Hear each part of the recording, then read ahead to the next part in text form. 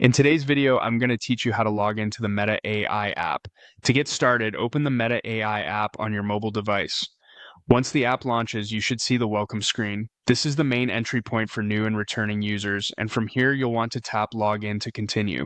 After that, the app will ask for your account details. In the login field, enter the email address, phone number, or username linked to your Meta account.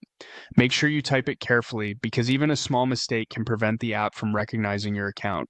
If you have more than one Meta account, double check that you're using the one you actually want to sign in with. Next, move to the password field and type in your password. As you enter it, take a moment to make sure everything is correct, especially if your password includes capital letters, numbers, or special characters. When you're ready, tap Login. If your account has two-factor authentication enabled, there will be one more security step before you can access the app. You'll be prompted to enter a verification code. This code may be sent to your device or generated by your authentication app depending on how your security settings are configured. Enter the code carefully to continue. Once that's done, wait a few moments while the app verifies your account information and signs you in. This usually only takes a short time, but it can vary depending on your internet speed and the app's response time.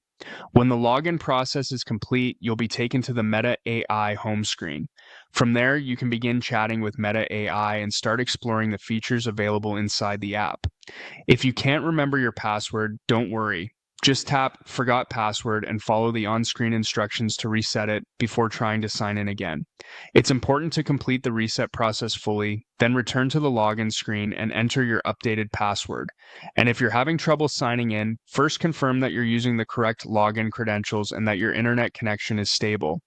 A weak connection or incorrect account information are two of the most common reasons login attempts fail.